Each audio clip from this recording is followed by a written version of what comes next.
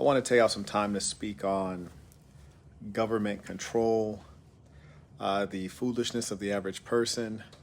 Particularly, let's consider the Signal app. And I'm going to ground this in hard evidence and things that are public record.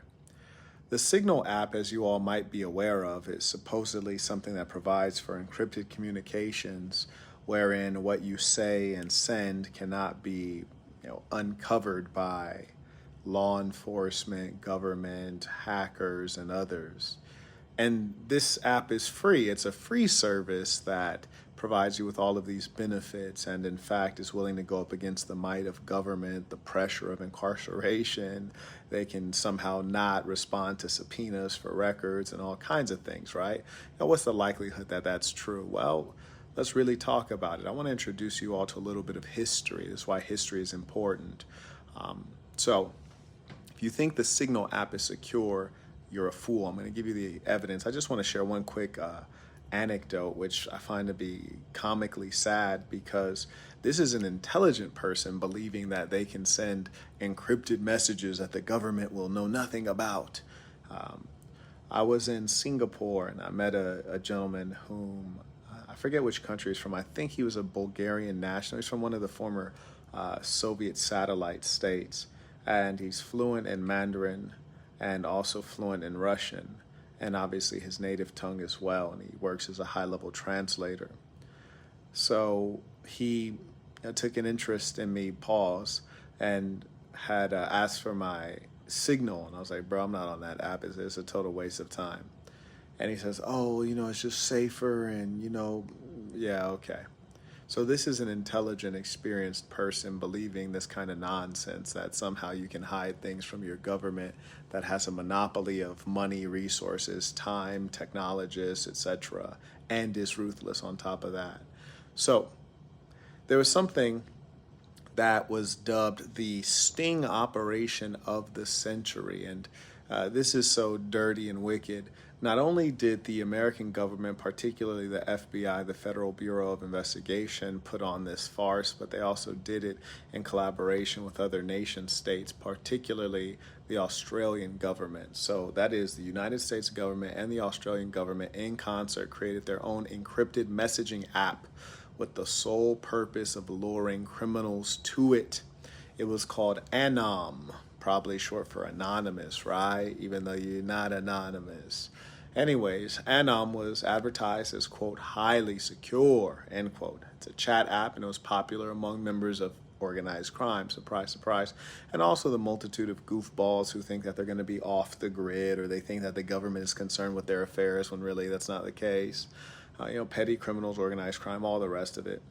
And so anyways, the app was managed by the Federal Bureau of Investigation, and they subsequently decrypted the messages. Like, they might not have even needed to decrypt them because they might have never encrypted them in the first place. But anyway, supposedly, the Bureau decrypted the messages for their own organization, the United States government, and as well for the Australian police force, namely the Australian Federal Police.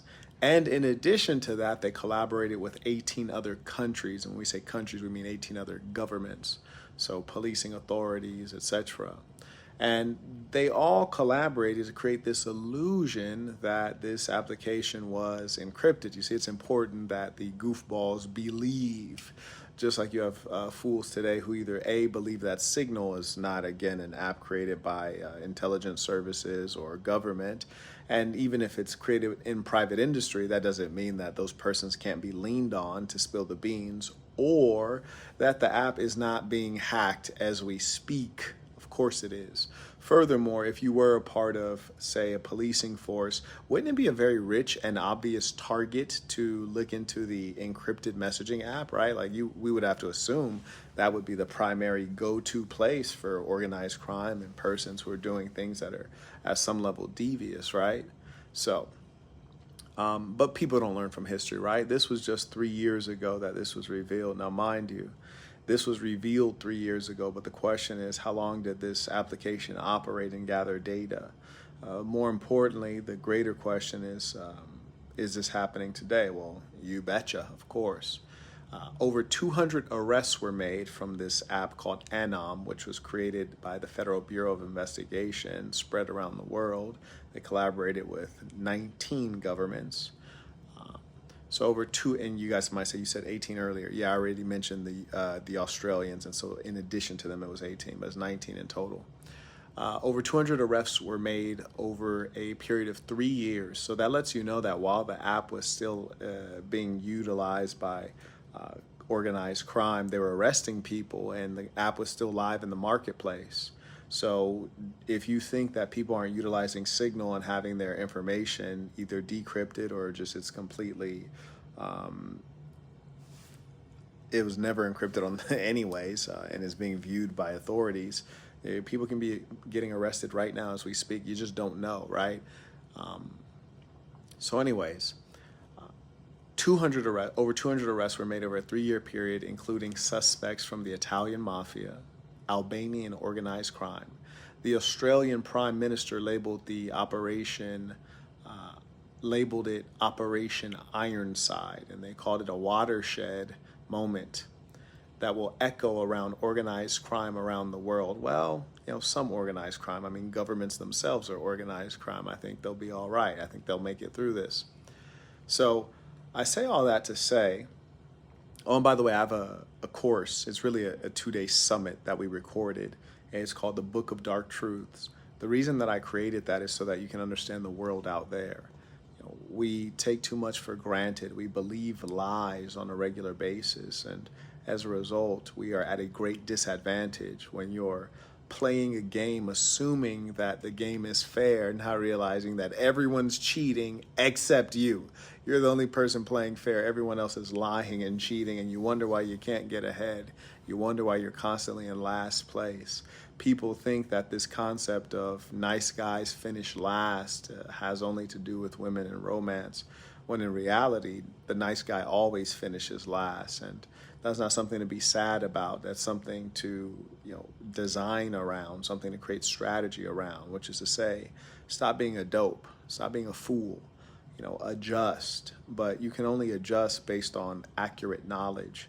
And the fact is that most people are going through this complex world not understanding what is immediately before them.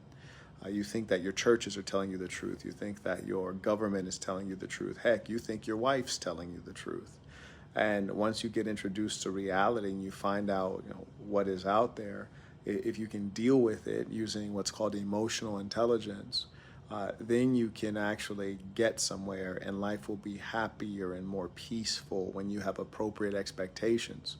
But if you expect that people are going to treat you with love, respect, and accord you the dignity that a human should get, you're sadly mistaken. Ladies and saints, share your comments, questions below if you believe that the Signal app is actually an encrypted communications app that's totally secure and the government can't do anything about it.